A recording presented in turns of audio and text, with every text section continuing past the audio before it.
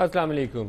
Finance minister Ishaq Dar صاحب نے اقتصادی سروے اکنامک سروے رپورٹ آج جاری کر دی ہے رواں مالی سال کے حوالے سے۔ اس میں 4% سے زائد انہوں نے شرح ترقی جو ہے جی ڈی پی گروتھ کا دعویٰ کیا ہے۔ نمبرز حتمی طور پر سامنے آئیں گے تو اس نمبر کو خاص طور پر دیکھنا پڑے گا، کیونکہ انٹرنیشنل مانیٹری فنڈ نے رواں سال کے حوالے سے 3.33% گروتھ کا ایسٹیمیٹ آفیشلی جاری کیا ہوا ہے، جس کو میں نے ڈے بیفور یسٹرڈے بھی ان سے ریکنفرمیشن کی کہ ہمارے جو ایل ایس ایم کے نمبر مارچ کے مہینے میں آئے تھے وہ بہت زیادہ اچھے نہیں ہیں۔ تو انہوں نے کہا کہ ابھی تک مارچ تک کے نمبرز کا ہم انالیسس تو نہیں کر سکے، لیکن اوورآل رواں سال کے حوالے سے ہمارا جو اقتصادی ترقی کی رفتار کا جائزہ ہے وہ ظاہر کرتا ہے کہ 3.3% کی رفتار سے پاکستان کی اکانومی گرو کرے گی، لیکن ڈار صاحب کا اکنامک سروے ظاہر کرتا ہے کہ 4.14% کی رفتار سے جی ڈی پی بڑھا ہے۔ حالانکہ ایل ایس ایم کا نمبر مارچ میں گرا ہے، اوورآل جو ایگریکلچر سیکٹر ہے اس میں پچھلے سال کی نسبت کم ہے ترقی کی شرح اس سال، تو اس نمبر کو زیادہ ڈیٹیل سے دیکھنا پڑے گا۔ اس کے علاوہ جو انویسٹمنٹ کے اور سیونگز کے نمبر ہیں وہ خاصے ان امپریسو ہیں۔ ہم پہلے ہی بہت ہی ایک نیگیٹو ٹرینڈز اس میں دیکھتے ہیں کہ 12-13% کی شرح سے زیادہ نہ ہماری ریٹ آف انویسٹمنٹ ہے نہ ہی سیونگز ہے۔ جو سال ختم ہو رہا ہے 30 جون کو، اس میں پچھلے سال کی نسبت کمی دیکھنے میں آئی ہے، اضافہ دیکھنے میں نظر نہیں آ رہا۔ جو ریٹ آف انفلیشن ہے اس میں اپ ٹک ہے، بہت سی چیزیں پازیٹیو بھی ہیں، لیکن یہ چیزیں ایسی ہیں جن کے اوپر تھوڑے سے کان کھڑے ہو جانے چاہیے ہمارے جو اکنامک مینیجرز ہیں۔ 8.7% اوورآل انفلیشن کی ایکسپیکٹیشن ہے، ہیڈ لائن انفلیشن کی۔ اپریل کے مہینے تک کا جو نمبر ہے ایئر آن ایئر سال کے اوپر کا وہ جو جائزہ لیتے ہیں وہ 9.2% ہے، تو اس میں اضافہ نظر آ رہا ہے۔ اور ایگریکلچر پرائسز جو ہیں دنیا میں گر رہی ہیں، پاکستان میں کموڈٹی پرائسز میں اضافہ دیکھنے میں نظر آ رہا ہے۔ اوورآل فسکل سائڈ کے اوپر دیکھیں تو ڈار صاحب کا کہنا یہ ہے کہ وہ کل حتمی نمبر دیں گے جس میں 6% سے کم مالی خسارہ رہنے کی توقع ہے۔ یہ اگر پچھلے سال سے جائزہ لیں تو اس میں سبسٹینشیل ایڈجسٹمنٹ کو 2% سے زیادہ کی ہمیں نظر آئے گی۔ لاسٹ ایئر 8.2% تھا، تو اگر 2% کے قریب ایڈجسٹمنٹ کر جاتے ہیں ایک سال میں، ڈسپائٹ دا فیکٹ کہ ان کے ٹیکس ریونیوز میں 3 دفعہ ریویژن کی گئی اور ابھی بھی وہ نمبر حاصل کرنے کا ڈاؤٹس موجود ہیں، تو پھر یہ ایک پازیٹیو ہوگا۔ اسی طریقے سے جو پاکستان کے فارن ایکسچینج ریزروز ہیں، ایک سٹیج وہ تھی جب ہم یہ گن رہے تھے کہ ہر مہینے کتنے ریزروز ہیں پاکستان کے، وہ گر رہے ہیں، جو بلکہ ایک سطح کے اوپر کوئی $2 ارب سے بھی نیچے چلے گئے تھے نیٹ ریزرو جو اسٹیٹ بینک کے پاکستان کے پاس ہوتے ہیں۔ پھر سعودی عرب سے بھی کوئی $1.5 ارب کا ایک گفٹ آیا ہے، جس کا ابھی تک ہمیں یہ معلوم نہیں ہو سکا کہ وہ ون وے گفٹ جو ہے وہ کس مد میں آیا ہے، لیکن بہرحال اس سے ہمارے ریزروز کو استحکام ملا انٹرنیشنل مانیٹری فنڈ اور دوسرے جو ملٹی لیٹرل ایجنسیز کے ساتھ ایگریمنٹ کیے گئے۔ بہت سے لوگوں نے تنقید کی کہ 10 ماہ میں پی ایم ایل این کی حکومت نے $10 ارب کے نئے لون لے لیے، لیکن ان لونز لینے کا ایک فائدہ جو ہے وہ ایک سمبولک میسج جو مارکیٹ کو جانا چاہیے تھا وہ اچھے سے گیا۔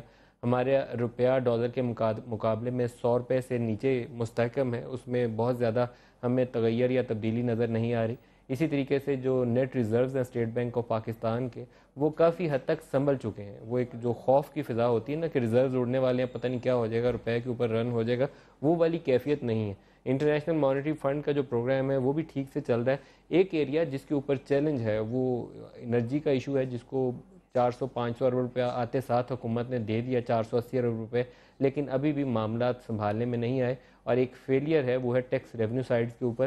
اور کل ڈار صاحب کے پاس اور نواز شریف کی حکومت کے پاس ایک موقع ہوگا کہ وہ ٹیکس ریفارمز جو وہ پہلے سال نہیں لا پائے، اب ان کے پاس بہت ٹائم تھا نظام کو سمجھنے کا بھی اور بہتری لانے کا بھی، کل بجٹ میں وہ چیزیں لے آئیں۔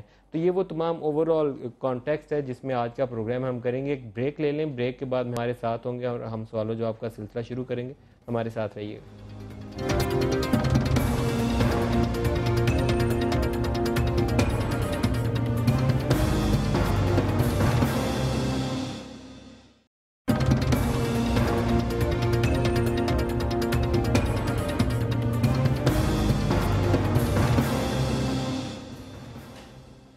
پروگرام میں دوبارہ خوش آمدید کہتے ہیں۔ اقتصادی جائزہ اور آئندہ بجٹ دونوں کے اوپر بات کرنے کے لیے ہمیں اسلام آباد اسٹوڈیو سے جوائن کر رہے ہیں اسد عمر صاحب، آپ کو خوش آمدید کہتا ہوں۔ نوید قمر صاحب پاکستان پیپلز پارٹی سے، وہ بھی ہمارے ساتھ ہوں گے ویری شارٹلی۔ اسد عمر صاحب آپ فرمائیے گا، اکنامک سروے 4% سے زائد شرح ترقی کا کلیم کیا ہے ڈار صاحب نے، آپ کا جائزہ کیا کہتا ہے؟ میری تو سمجھ سے باہر ہے کیا کرنے کی کوشش کر رہے ہیں، کیونکہ پہلے ہاف میں جو گروتھ تھی وہ 4.1% تھی، دوسرے ہاف میں سب کو پتا ہے کہ گروتھ جو ہے وہ بہت تیزی سے سلو ڈاؤن ہوئی ہے۔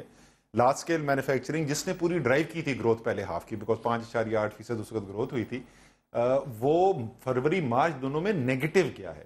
اپریل کی ایکسپورٹ جو ہے وہ 10% ڈاؤن ہے. تو یہ ڈیٹا دیکھتے ہوئے تو صاف نظر آ رہا ہے کسی طریقے سے بھی یہ نہیں ہوگا. جو اسٹیٹ بینک کے بھی ایسٹیمیٹس تھے گروتھ کے وہ بھی پہلے کوئی 3.5% کے قریب تھے. آئی ایم ایف کی گروتھ ایسٹیمیٹ 3.3% کے قریب تھا. تو یہ پتہ نہیں کیوں عزت کا مسئلہ بنا لیا. اور کیونکہ فائنانس منسٹری پاکستان میں آپ کو پتہ ہے پہلے بھی الزامات ہیں کہ ڈیٹا فج کرتے رہے, تو اور زیادہ محتاط ہونے کی ضرورت ہے. پہلے سال کے اندر اگر گروتھ کوئی بہت بڑی نہیں ہے تو میرے خیال میں اس پہ اتنا ڈیفینسو بھی نہیں ہونے کی ضرورت. جب پچھلے ہم 3-4 سال کے ٹرینڈ دیکھیں تو 3-3.5% سے زیادہ اس میں تبدیلی بھی نہیں آئی تھی. تو اگر in line with that expectation اگر یہ 3.5% یا 3.67% کہہ بھی دیتے تو شاید اتنی امبیرسمنٹ نہ ہوتی. انٹرنیشنل مانیٹری فنڈ سے میں نے پرسوں پوچھا تو انہوں نے کہا کہ we are still maintaining our number 3.3% شرح ترقی کا. تو آج میں سرپرائز ہوا یہ نمبر دیکھ کے سب سے پہلے کہ جی ڈی پی 4% شاید کیسے کریں گے. بالکل. اور یہ 2 مہینے کے بعد جب سال کلوز ہوگا اور فائنل ڈیٹا نظر آئے گا تو آپ کو نظر آ جانا ہے. اچھا نہیں 2 ماہ بعد نہیں نظر آئے گا. اسد عمر صاحب آپ کو شاید پتہ نہیں, آپ فائنانس منسٹری میں رہیں گے تو پھر آپ کو پتہ چلے گا. اس میں بڑی مہارت ہے. ہمیں نوید قمر صاحب بھی جوائن کرنے والے ہیں, ان سے پوچھیں گے, ابھی آپ کو بتائیں گے. 1 سال کے بعد نمبر ریوائز ہوتا ہے.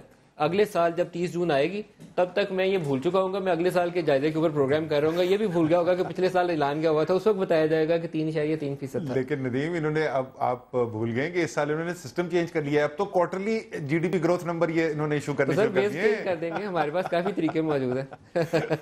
تو یہ بالکل آپ صحیح کہہ رہے ہیں کہ اس کی کوئی ضرورت نہیں تھی. اور اگر آپ مجھ سے پوچھیں, میں اپوزیشن کے تحت آپ کو بولوں گا کہ اگر اکانومی کے اندر بہت زیادہ پہلے سال میں گروتھ نہیں آئی تھی تو اس پہ زیادہ ڈیفینسو ہونے کی ضرورت نہیں تھی. اگر آپ ایلیمنٹس دیکھ لینا, کیا ایکسپورٹ کی کوئی بہت زبردست آپ کو گروتھ نظر ہے, یہ وہ نہیں ہے. کیا آپ کے انرجی شارٹیجز جس کی وجہ سے گروتھ ہنڈر ہو رہی تھی وہ قابو پا گئے, وہ نہیں ہوا. کیا آپ کی انویسٹمنٹ ملک کے اندر بڑھ گئی ہے, وہ ایکچولی ڈکلائن کر گئی ہے. نیشنل سیونگز ڈکلائن کر گئی, دونوں ڈکلائن ہیں. دونوں چیزیں ڈکلائن کر گئی ہیں. مطلب میں تو یہ بولتا ہوں یہ بہت بڑا کارنامہ ہے. سلیم مانڈوی والا صاحب جو نوید قمر کے بعد فائنانس منسٹر تھے, میں ان سے بولا تھا کہ سلیم یہ بہت بڑا کارنامہ ہے کہ جو تمہاری پرفارمنس تھی سیونگ اور انویسٹمنٹ سے, اس سے بھی خراب اس سال پرفارمنس رہی ہے. نوید قمر صاحب ہمیں جوائن کر رہے ہیں. تو نوید قمر صاحب کو ایک کریڈٹ جاتا ہے. پیپلز پارٹی کے ابتدائی دنوں میں یہ وزیر خزانہ بنے تھے اور سب سے میرے خیال میں میجر جو ایڈجسٹمنٹ کی گئی تھی ان اے ویری شارٹ پیریڈ, اس کا کریڈٹ نوید قمر صاحب آپ کو جاتا ہے. حفیظ شیخ صاحب نے بعد میں اس کو بہت بگاڑا, اس کا ڈسکریڈٹ زرداری صاحب کو جاتا ہے, لیکن جو سٹارٹ آپ نے لیا تھا وہ اچھا تھا. 4.14% گروتھ اور آپ کی انویسٹمنٹ نیچے ہے, آپ کی سیونگز ریٹ نیچے ہے, آپ کی انفلیشن ریٹ آپ پہ ہے.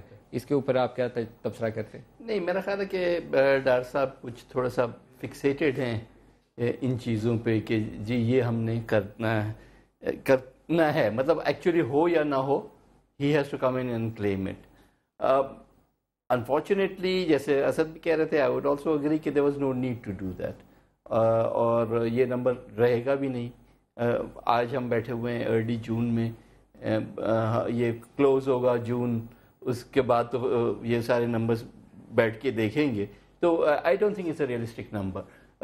بہرحال انہوں نے کیونکہ ایک دفعہ کہہ دیا تو he wants to stick to that thing کہ میں نے جیسے اب وہ آج بھی اسٹک کر رہے ہیں کہ جی میں نے کہا تھا کہ 98 پہ ڈالر رہے گا, تو آئی ول میک, میں نے فائنانس منسٹری کو کہہ دیا کہ پورا سال 98 پہ آپ کیلکولیٹ کرو بھائی, regardless of what happens in the market down below.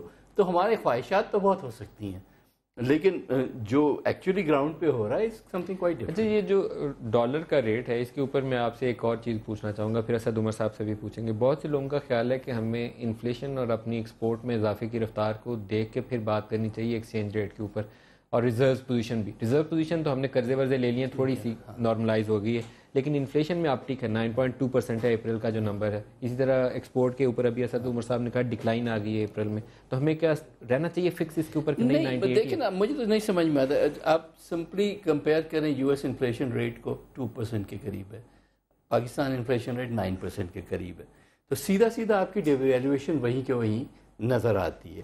یا تو آپ کا بہت ہی کوئی میجر کوئی بوسٹ ایکسپیکٹڈ ہو اس پورے سال میں, جو کہ نہیں ہے. کوئی ایسے فیری گاڈ مدرس جو 1.5 ارب ڈالرز پھینکتی ہیں, ایسے 4-5 اور نکل آئیں تو پھر تو الگ بات ہے. پھر پاکستان کا کیا ہوگا that we don't know, but یہ مینٹین کر سکیں گے.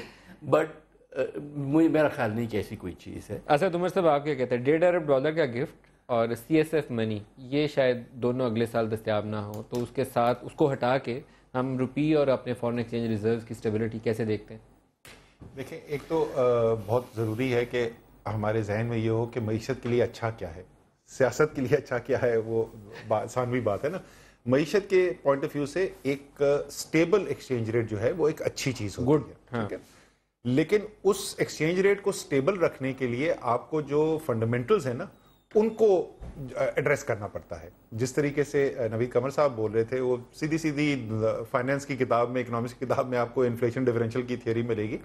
تو اگر آپ روپی کو اسٹرانگ رکھنا، اسٹیبل رکھنا چاہتے ہیں تو آپ کو انفلیشن نیچے لانی ہوگی. اگر آپ انفلیشن نیچے نہیں لائیں گے تو آہستہ آہستہ گریجولی روپے کو ایڈجسٹ کرنا پڑے گا. اگر آپ نہیں کریں گے تو آپ کی کمپیٹیٹیونیس افیکٹ ہوتی ہے، جس کا مظاہرہ ہم نے چند ماہ کے اندر دیکھ لیا نا. ابھی آپ فیصل آباد جائیں اور آپ ٹیکسٹائل ایکسپورٹر سے پوچھیں اس کے ساتھ ہو کیا رہا ہے. ان کے تو بیچاروں کے پرخچے اڑ گئے، اور اس وقت بہت خطرہ ہے کہ اگر کوئی بیل آؤٹ نہ کیا گیا تو شاید بہت بڑے این پی ایلز بھی وہاں پہ کھڑے ہو جائیں. تو اس کو آپ سیاسی سلوگن کے طور پر ایکسچینج ریٹ کو نہیں استعمال کرنا چاہیے. اور افسوس کی بات یہ ہے کہ پورے سال میں جو ہے ہم نے دیکھا یہ کہ مارکیٹ کی بیس کے اوپر یا اکانومی کی بنیاد کے اوپر نہیں ایڈجسٹمنٹ ہوئی. پہلے ایڈجسٹمنٹ جو ہوئی آرٹیفیشلی روپے کو 98 سے 108 پہ لے جایا گیا. 10 روپے کا ڈراپ صرف 2-2.5 ماہ کے اندر. سر وہ ایک غلط فیصلے کے نتیجے میں ہوا تھا، کیونکہ انٹرنیشنل مانیٹری فنڈ کا اصرار تھا کہ آپ مارکیٹ سے پرچیز کریں. ہم مارکیٹ سے خریدنے گئے تو بیڑا گھر کو ہو گیا تھا. وہ مارکیٹ سے وہ کیوں خریدوا رہے تھے؟ وہ خریدوا اس لیے، ایسے تھوڑی ہیں بچے تھوڑی ہیں، ان کو پتا تھا کہ اس کا امپیکٹ ایکسچینج ریٹ پہ کیا ہے. آپ آئی ایم ایف کا ایگریمنٹ پڑھ لیے. آئی ایم ایف کے ایگریمنٹ میں صاف صاف لکھا ہوا ہے کہ آپ کا روپیہ جو ہے 6 سے 7% اوور ویلیوڈ ہے ٹیکنیکل گراؤنڈز کے اوپر. Real effective exchange rate real effective exchange rate جو ہے وہ فنڈامنٹل گراؤنڈز، ٹیکنیکل گراؤنڈز کے اوپر 6 سے 7% اوور ویلیوڈ ہے.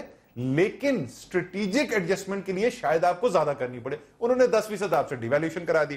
اس کے بعد وہ سیاسی مسئلہ کھڑا ہو گیا تو آپ نے اس کو پولیٹیکل پوائنٹ سکورنگ کے لیے ابرپٹلی وہاں سے بخشیش لے کے آپ نے اس کو کیپ کر دیا.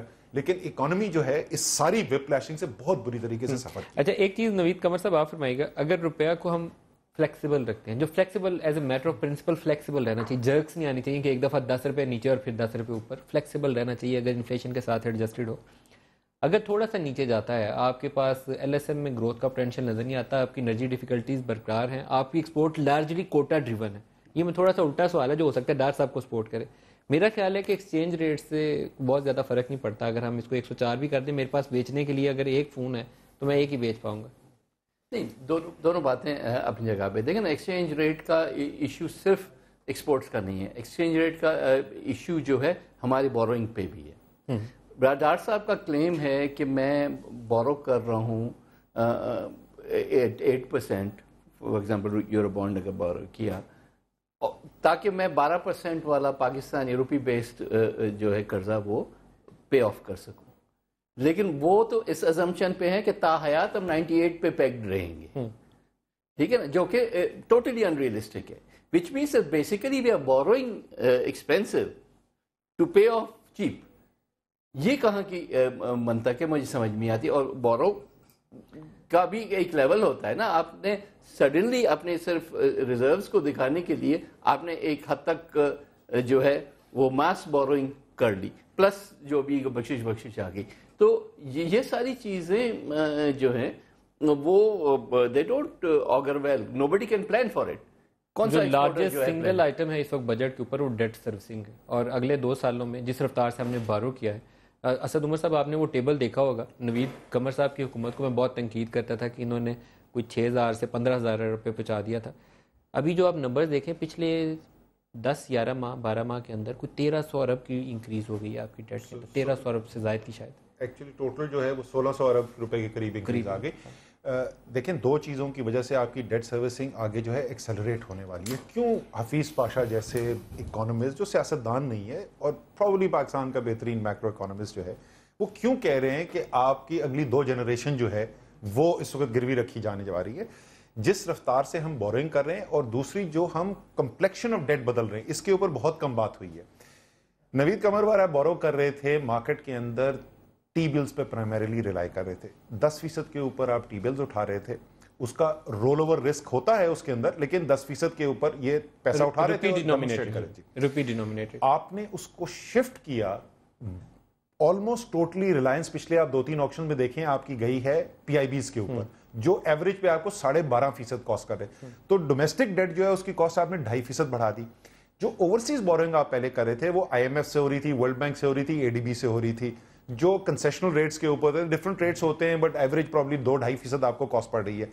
उसकी जगह आपने सब्स्टिट्यूट किया, $2 बिलियन यूरो बॉन्ड आपने उठाए 8% के ऊपर। तो फॉरेन बोरिंग की कॉस्ट भी जो है वो बिल्कुल गलत कंपैरिजन है। आपकी यूरो बॉन्ड की कॉस्ट का कंपैरिजन आपकी IMF वर्ल्ड बैंक वगैरह की बोरिंग से, उसका लोकल बोरिंग से कोई ताल्लुक नहीं है। तो आपकी फॉरेन बोरिंग भी ज्यादा महंगी हो गई, लोकल बोरिंग भी ज्यादा महंगी हो गई, और टोटल डेट भी बढ़ गया। अब आप खुद आप एक्सट्रैपोलेट करके देख लीजिए कि आगे डेट सर्विसिंग किधर जाने वाली है। अच्छा, आरिफ हबीब साहब हमें ज्वाइन कर रहे हैं। एक चीज़ आरिफ हबीब साहब आपको वेलकम भी करते हैं, जिसका हुकूमत बहुत क्रेडिट लेती है। वो कहते हैं कि हमारे दौर में पीपल्स पार्टी भी कहती थी स्टॉक मार्केट देखें कितनी ऊपर चली गई, तो डार साहब ने उसको और ऊपर ले गए। और तो ये है कि ये 2-3 इशूज़ लाने वाले हैं मार्केट में, UBL वगैरह का, फिर GDRs के लिए भी जाने वाले हैं, तो उसके बाद मार्केट और ऊपर जाएगी। तो मार्केट ऊपर जाएगी, इकॉनमी नीचे जा रही है, क्या कहानी है? एक्चुअली पिछले कुछ पीरियड के अंदर आप ये देखेंगे ना, तो लिस्टेड कंपनीज की प्रॉफिटेबिलिटी ग्रोथ जो है वो काफी इम्प्रेसिव रही है। यानी लास्ट ईयर अगर आप ये देखें तो 36%, यानी फाइनेंशियल ईयर 2013 का जो पीरियड था उसमें लिस्टेड कंपनी की प्रॉफिटेबिलिटी ग्रोथ 36% रही थी, जब मार्केट जो है कोई अबाउट 42% बढ़ी थी। इस करंट फाइनेंशियल ईयर में भी जो पहले 2 क्वार्टर थे उसमें प्रॉफिटेबिलिटी ग्रोथ जो है वो काफी अच्छी रही है। एक में 36% रही और एक में 28% रही। जो है वो काफी नीचे आ गई है, वो 9% है सिर्फ। मैं समझता हूँ कि जो रुपया स्टेबल हुआ है उसकी वजह से ये लास्ट क्वार्टर में प्रॉफिटेबल ग्रोथ जो है वो शायद और कम हो जाए। सिवाय बैंक्स और सीमेंट के बाकी तमाम सेक्टर, खास तौर पे जो ENP सेक्टर है, IPP सेक्टर है और टेक्सटाइल सेक्टर है, वो बहुत ही, चूंकि डॉलर बेस्ड है उनकी सारी इनकम, तो वो डॉलर की जो है रुपया स्टेबल होने की वजह से उनकी प्रॉफिटेबिलिटी ग्रोथ वो नहीं रहेगी। तो गोइंग फॉरवर्ड और कल बजट के बाद आई बिलीव कि और फर्दर टैक्सेस का लोड क्या आता है, उसके बाद जो है वो फर्दर ग्रोथ वो रेट नहीं लग रहा जो हमने पिछले कुछ अरसे में देखा है। अच्छा, आपको आरिफ हबीब साहब एक तो गिफ्ट था जो जरदारी साहब ने दिया था, 2 साल आपको स्टॉक मार्केट इन्वेस्टमेंट के ऊपर उन्होंने मनी वाइटनर दे दिया था, उसने मार्केट को ऊपर चढ़ाने में बहुत मावनत की। एक चीज़ ये फरमाइएगा कि कल जब बजट आने वाला है, SROs विड्रॉ होने, थोड़ा सा बजट की तरफ भी अगर मैं शिफ्ट कर जाऊँ, SROs वो चीज़ें हैं जिन्होंने बहुत डिस्टॉर्शंस पैदा की हुई हैं। हर एक काम के लिए हमने SRO अलहदा जारी कर दिया, मुझे ये कप चाहिए तो एक SRO, आपको ये ग्लास चाहिए तो दूसरा SRO। तो इन वन को हमें ख़त्म कर देना चाहिए। अभी हम 3 इयर्स का एक फेज आउट करने के 3 इयर्स प्रोग्राम बनाया आपने? नहीं, 1 साल में तो शायद जो है वो तमाम टैक्स पेयर्स जो हैं वो उसको बर्दाश्त ना कर सकें। तो ये तो आई थिंक पॉलिसी ठीक है कि 3 साल में जो है वो फेज आउट किया जाए। एक्चुअली वो आपने कहा जो वाइटनर स्कीम है उसका साइकोलॉजिकल इम्पैक्ट ज्यादा हुआ है नदीम भाई। कोई एज सच आप नंबर्स निकालेंगे ना तो कोई वाइटनिंग इतनी ज्यादा हुई नहीं है। कितने हुए 2 साल उस स्कीम में, पैसे कितने इन्वेस्ट हुए? मुझे नहीं लगता कि कोई 10 बिलियन रुपीस से ज्यादा होगा। और आइंदा बजट के हवाले से आपकी कोई डार साहब से तवक्को है ऐसी कि मार्केट को इंसेंटिवाइज करने के लिए कोई चीज आए बजट में? नहीं, अब तो ऐसा लग रहा है कि शायद टैक्स रेट जो है वो तो तैयारी हो रही है कि और टैक्स लगाने की बात हो रही है कि जो 10% है कैपिटल गेन टैक्स उस पर बढ़ाने की बात हो रही है 10 से 12.5% की। और फिर अखबार में आया था कि बोनस पे भी जो है वो 5% टैक्स की बात हो रही है। तो वो इन्वेस्टमेंट को तो और टैक्स करने की बातें सुनाई दे रही है। कैपिटल गेन्स तो मेरे ख्याल में एक अच्छा टैक्स है, कैपिटल गेन्स करेंगे तो टैक्स लगेगा ना, वैसे कैसे टैक्स लगेगा? नवीद कमर साहब से भी पूछा। नवीद कमर साहब आप क्या कहते हैं? नवीद कमर साहब इस मामले में बड़े ज़बरदस्त आदमी हैं जी, मैं इनको बड़ी शाबाशी देता हूँ क्योंकि इन्होंने काफ़ी मुश्किल स्टेप्स लिए थे। आप बताइए नवीद साहब, लगना चाहिए? नहीं, लगना तो चाहिए, वो लगा हुआ है काफ़ी अरसे से। हम जो है वो आहिस्ता आहिस्ता मार्केट को तैयार मेंटली भी करना होता है, वो करते आए हैं। लेकिन I think it's about time कि हम इस चीज़ में जिसका जो ड्यू शेयर है वो दे। मैं कैपिटल गेन में कहूँ, मैं बहुत स्ट्रॉन्ग आर्ग्यू, क्योंकि मुझे याद है कि आरिफ भाई के साथ भी मेरी इस पे एक दफ़ा आर्ग्यूमेंट हुई थी एक टीवी प्रोग्राम के ऊपर। मैं बहुत स्ट्रांगली सपोर्ट करता हूँ कैपिटल गेन्स टैक्स को, और ये जो लगाया शौकत तरीन साहब उस वक्त फाइनेंस मिनिस्टर ने बहुत अच्छा फैसला किया था मेरे ख्याल में। لیکن اس وقت میں کسی ٹیکس ریٹ کی انکریز کے فیور میں نہیں. جب تک آپ براڈننگ نہیں کریں گے, یہ نہیں ہو سکتا اسی مرغی کو حلال کرتے چلے جائیں بار بار. آپ براڈننگ کریں ٹیکس بیس کی. جو ٹیکس ابھی دے رہا ہے اس میں ٹیکس ریٹ انکریز کرنے کے میں اپوز کرتا ہوں. جو سب سے مزہ کا خیز ہے جس کے بھی عارف بھائی بات کر رہے تھے, بونس شیئر کے اوپر tax. It's a paper transaction, کوئی ویلتھ میں چینج نہیں آ رہی ہے اور آپ اس کے اوپر ٹیکس لگا رہے ہیں. It is an absolutely absurd tax. وہ ایشو ہی نہیں ہوں گے بیسیکلی. بونس شیئرز ایشو ہونے بند ہو جائیں گے اگر ٹیکس لگا تو. ہاں یہی ہوگا نا.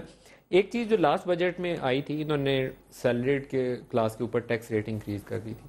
میں ڈار صاحب کو کہتا ہوں کہ میں زیادہ ٹیکس دیتا ہوں, آپ میرے سے کم دیتے ہیں. آپ نے ایک تجویز دی ہوئی ہے, میرے خیال میں آپ ہی اس کے موور ہیں, کہ پارلیمنٹیرینز جتنے ہیں ان کی ٹیکس ریٹرنز آڈٹ ہونی چاہیے. میں اس کا بڑا حامی ہوں کہ مجھے نواز شریف صاحب کی complete tax and asset returns جو ہیں, آڈٹ ریٹرنز, ان کی ویب سائٹ نیشنل اسمبلی کے اوپر پڑھی ملیں. اسد عمر صاحب کیا کرتے ہیں, نوید صاحب کیا کرتے ہیں. آپ ہمارے لیڈر ہیں, نمائندے ہیں, اتنا تو حق ہونا چاہیے ٹرانسپیرنٹلی دیکھ سکیں. اس پہ کچھ ہوا نہیں. اس پہ پیش رفت کئی ماہ پہلی تو آپ کو پتا ہے نا کہ 6ٹھی دفعہ جب میں واپس گیا تھا اسمبلی میں, وہ بھی عمران خان صاحب کیونکہ خود کھڑے ہو کے ہی انسسٹڈ کہ یہ ہم نے ڈسکس کرنا ہے, تو وہ اس کے بعد کمیٹی بن گئی تھی. کمیٹی کی میٹنگ ابھی تک ایک ہوئی ہے. اس کمیٹی کے اندر عمر ایوب خان, جو بہت ہی میرے خیال میں بڑا اچھا چیئرمین انہوں نے سلیکٹ کیا ہے, عمر ایوب اس کے چیئرمین بن گئے ہیں. اور اس کے بعد ابھی تک میٹنگ نہیں ہوئی. آج صبح بھی پارلیمنٹ میں نے عمر ایوب کو یاد دلایا کہ جی 90 دن کا ہمارا میٹر چل رہا ہے, تو انہوں نے پرومس کیا کہ انشاءاللہ جلد کیا جائے گا. لیکن ایک تو لیڈرز کی جو لائف ہے وہ ویسے ہی ہم اکاؤنٹیبل ہیں. جو بھی پولیٹیکل پبلک ریپرزینٹیو بننے کا خواہش مند ہے تو وہ پھر اکاؤنٹیبل ہے, اس کی زندگی جو ہے لوگوں کے سامنے.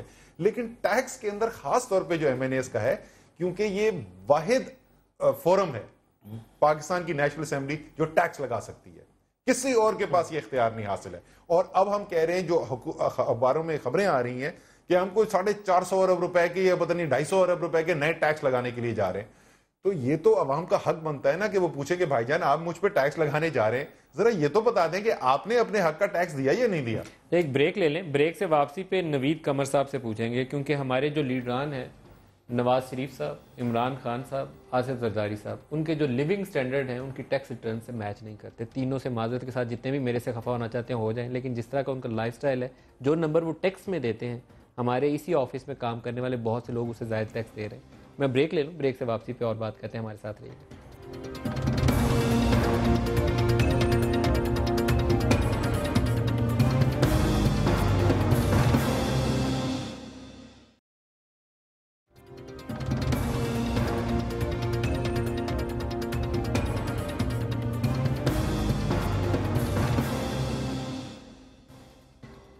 Welcome back. نوید قمر صاحب یہ فرمائے گا کہ بجٹ کل جب آئے گا تو اسحاق ڈار صاحب کے اوپر ایک تنقید سب سے بڑی یہ ہے کہ وہ ٹیکس سائڈ کے اوپر, ڈائریکٹ ٹیکسز کے اوپر خاص طور پر وہ ریفارمز نہیں لا پائے جو لانی چاہیے تھی.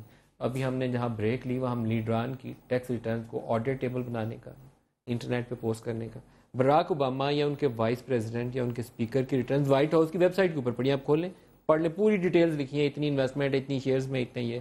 ہم کیوں نہیں دیکھ سکتے اپنے لیڈرز کا؟ نہیں, تو میرا تو خیال ہے کہ اب کافی ساری پروگریس ہو چکی ہے فرام دا ٹائم جب ہم نے یہ پرسیپشن بنایا تھا کہ ہمارے لیڈران جو ہے یا ٹیکس نہیں دیتے یا دیتے ہیں تو کسی کو پتہ نہیں ہوتا.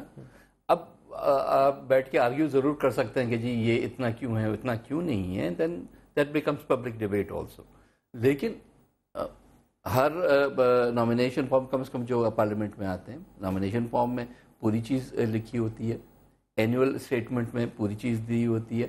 پھر اب جو ہے انکم ٹیکس میں اگر جو نہیں بھی دیتے تھے وہ اصل میں ہم لوگوں کی آپ سے ایکسپیکٹیشنز بہت زیادہ ہے. وہ اس لیے میں آپ کو بتا دوں, آپ جب ٹیکس اپنے نامینیشن فارم میں ٹیکس لکھتے ہیں اور اس کے آگے لکھا ہو 6000 8000 یا زیرو کا کالم لکھا ہو, تو ہمارا پہلا شک یہی جاتا ہے کہ جس کا بھی وہ نامینیشن فارم ہے اس نے اپنی ٹیکس پراپرلی ادا نہیں کی. Just let me finish the point. Unfortunately یہ سارا جو فوکس ہے ناٹ نامینیشن فارمس, لیکن جو یہاں پہ جن فارمس کی ہم بات کر رہے ہیں, it is only the federal taxes.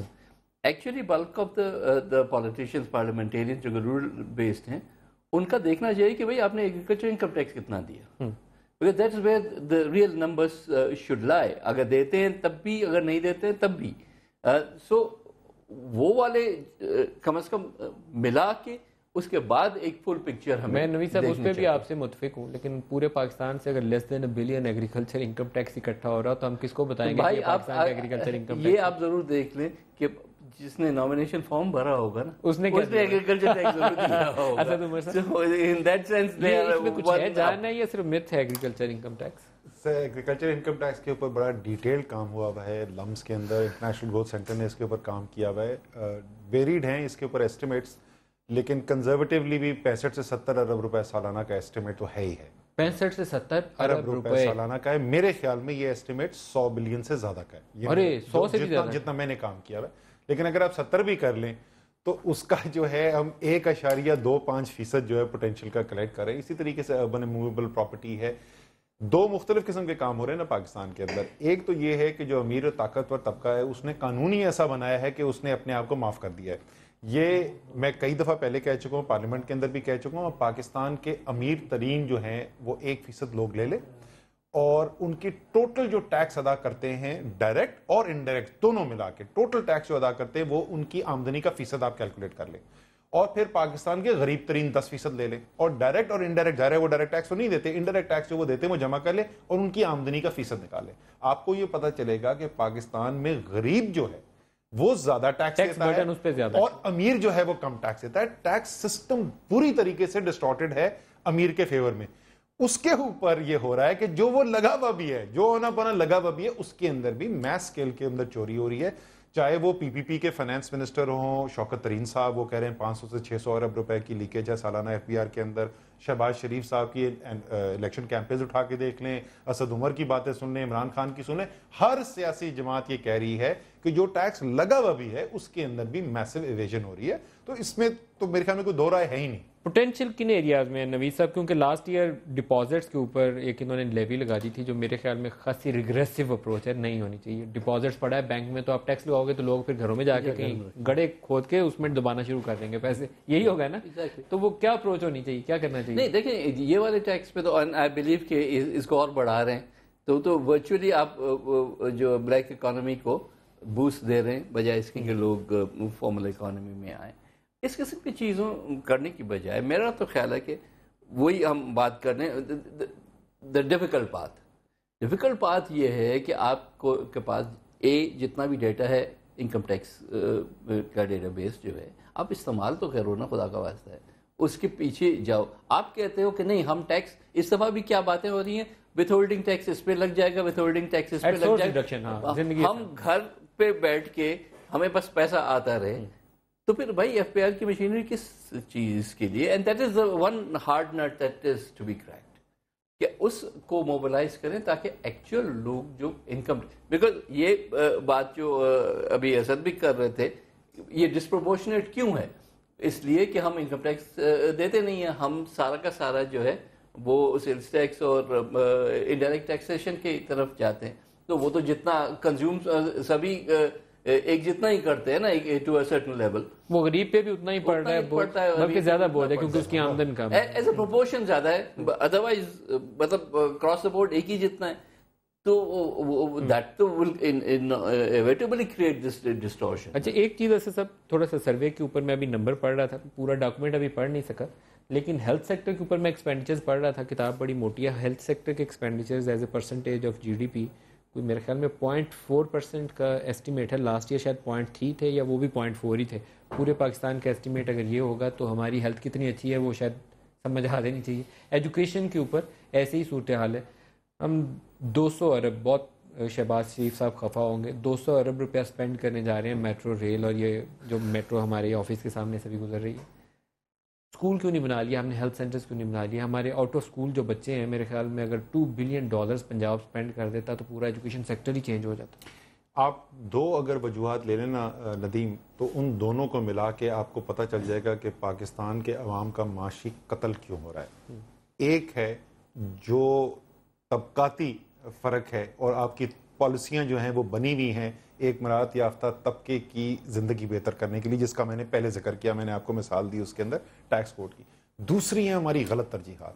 نقصان جتنا پاکستان کی معیشت کو ہوا ہے ان غلط ترجیحات سے، یہ کوئی کرپشن والا سے کم نہیں ہے.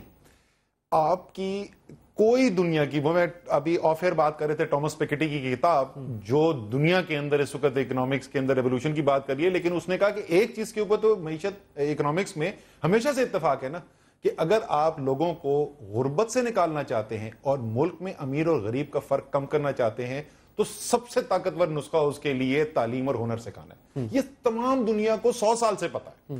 آپ آج بھی اگر آپ ڈسٹریبیوشن دیکھیں کہ آپ جو اخراجات کی کر رہے ہیں، وہ بالکل معذرت کے ساتھ میں یہ کہوں گا، مجھے تو مثال وہی یاد آتی ہے کہ اگر ہندوستان میں قحط پڑا ہوا ہے اور شاہجہاں نے بنانا ہے تاج محل تو اس نے تاج محل بنا دیا. ہندوستان کی تاریخ کا بدترین قحط پڑا تھا اس وقت. آپ کے ملک کے 50% عوام جو ہیں وہ بیسک جو ورلڈ ہیلتھ یونٹ کی جو منیمم فوڈ کی نیوٹریشن کی ریکوائرمنٹ ہوتی ہے اس سے کم ان کو مل رہی ہے. 2.5 کروڑ بچہ سکول سے باہر پڑا ہوا ہے. 40% آبادی کو پڑھنا نہیں آتا. صحت کی جو سہولیات ہیں وہ کسی کے پاس اویلیبل نہیں ہے. اور آپ ہماری بسیں دیکھیں اور جو ہم سڑکیں بنانے جا رہے ہیں، ہمیں بڑا فخر ہے اس بات کا کہ پہلی دنیا کی فرسٹ ورلڈ کی جیسی ہوتی ہیں ویسی ہم بنانے جا رہے ہیں. کیا کر رہے ہیں؟ یہ معاشی قتل ہے پاکستان جو کا. چائلڈ مورٹیلٹی ریٹ ہے، چھوٹے بچوں میں شرح اموات ہے، اور میل نیوٹریشن جو اس کو پوری خوراک کی وجہ سے ماں اور بچے کا اثر ہے، یہ ہم ایسے انڈیکیٹرز ہیں جن کو نہ پڑھنا نہ سمجھنا پسند نہیں کرتے. لیکن ہم اس میں ساؤتھ ایشیا میں بڑے بیڈلی پلیسڈ ہیں، اور ہم ساؤتھ ایشیا میں اتنے برے نہیں ہیں. ملک کافی بڑا ملک ہے، 18 کروڑ سے زیادہ کی ہماری آبادی ہے. پیسے ویسے بھی ٹھیک ہیں جی ڈی پی کی طرف. صرف ساؤتھ ایشیا نہیں، سب سہارن افریقہ دنیا کا کنٹری سے غریب ترین حصہ ان سے خراب ہے ہمارے. تو یہ پرائرٹیز ہماری کہاں جا رہی ہیں؟ میں یہ میٹرو دیکھتا ہوں مجھے بڑا دکھ ہوا ہے، کیونکہ اب 18ویں ترمیم کے بعد منسٹریز بھی نہیں ہیں اتنی. سیکریٹریٹ امپلائیز شاید وہ جو ہے نا 1/3 پہ آ گئے ہیں جو اب جاتے ہیں، اور اتنی بڑی ہم 40 ارب روپے لگانے لگے ہیں اس پہ. میرا خیال ہے وہاں یہ وہ 18th امینڈمنٹ کا یہ آپ نے حوالہ دیا.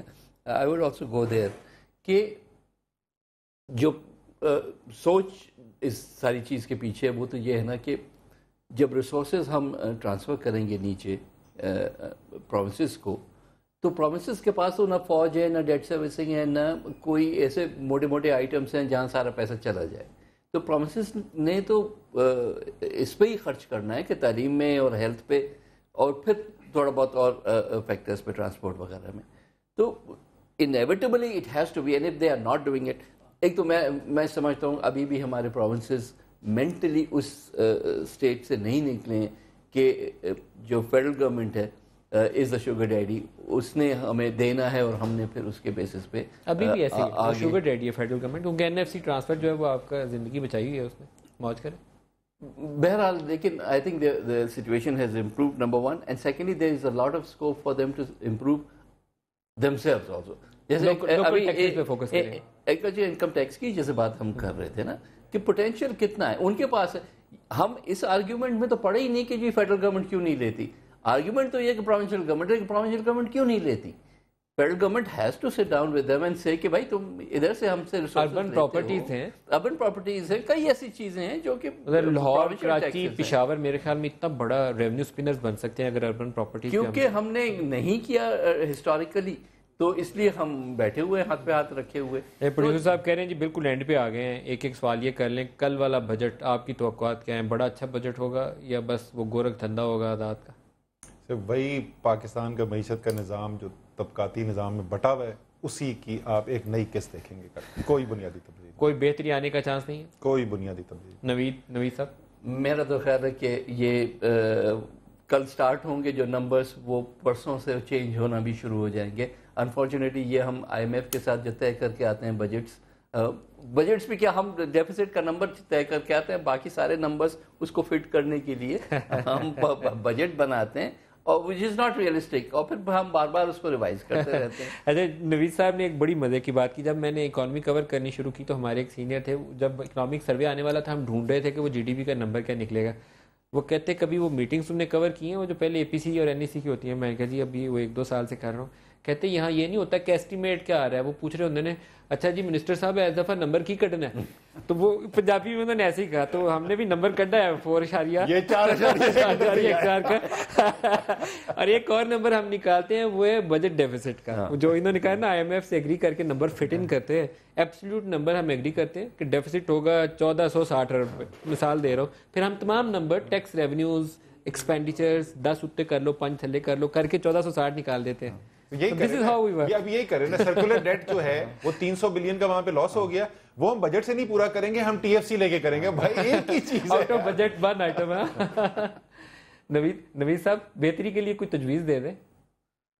میرا تو خیال ہے کہ جہاں سب سے زیادہ ویکنس, اگر آپ فائنانس منسٹر ہوں تو وہ کون سا ایک سٹیپ ہو جو آپ کرنا چاہیں گے؟ ویکنس ہے وہ ٹیکس ریونیو سائڈ پہ ہے, ڈائریکٹ وہیں ہمیں کنسنٹریٹ کرنا چاہیے انڈائریکٹ, بجائے اس کے کہ ہم ٹنکر کریں وتھ ہولڈنگ. اور ایسا عمر صاحب اگر کل بجٹ آپ پیش کر رہے ہیں as finance minister of Pakistan تو نمبر 3 پرائرٹی آئٹمز آپ کے لیے کیا ہوں گے؟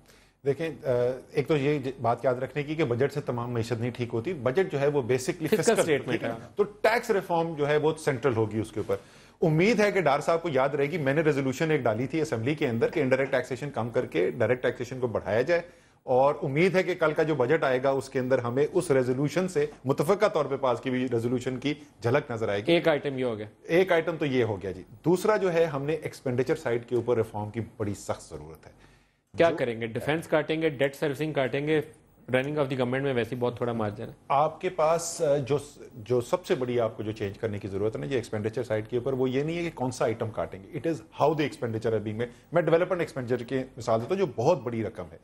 جس طریقے سے ابھی ہم کرتے ہیں کہ وہ 20 in the first quarter, 20% of the annual thing, اور 20 in the third quarter, project جو ہے وہ اس طریقے سے نہیں چلائے جاتے کہ پروجیکٹ آپ نے چلایا, اچھا جی اس کوارٹر کے پیسے ختم ہو گئے, روک دو, اب اگلا کوارٹر آئے گا تو پیسے. ہو کیا رہا ہے, وہ چیز جو 1 روپے میں ختم ہونی چاہیے وہ 3 روپے میں ختم ہوتی ہے. پرفارمنس بیس بنائے پچھلے وہ ختم نہیں ہوتے پروجیکٹ, ہم جا کے 100 نئے پروجیکٹ کھول دیتے ہیں. تو ایک تو ڈیولپمنٹ, میں ایک مثال دے رہا ہوں, تو ایکسپینڈیچر سائڈ کی. آخری چیز جو ہے, جو ٹیکس سسٹم جس مشینری سے آپ نے کلیکٹ کرنا ہے, جب تک ایف بی آر ریفارم آپ کا نہیں ہوگا, جب تک professional independent F B R نہیں بنے گا, یہ سب باتیں کاغذ پہ رہ جائیں. میرے پروڈیوسر صاحب پروگرام ختم کرنے کا کہہ رہے ہیں نوید صاحب, لیکن ایک جاتے جاتے پوچھ لوں, کیا وہ پولیٹیکل سپورٹ ہے ڈار صاحب کے پاس نواز شریف صاحب کی طرف سے کہ وہ مشکل ریفارم میس لے سکیں؟ I don't see that. میں دیکھ رہا ہوں کہ جب پرائسز پیٹرولیم پروڈکٹس کی بھی بڑھانی ہوتی ہیں تو کہہ رہے تھے کہ نہیں ٹھہرو, دیکھیں کہ اسد عمر والے آج کہاں پہ جلسہ کر رہے ہیں, پھر اس کے بیسس نوید قمر صاحب, اسد عمر صاحب, بہت شکریہ آپ ہمارے ساتھ رہے. آج کے پروگرام سے اتنا ہی اجازت دیجیے, خدا حافظ.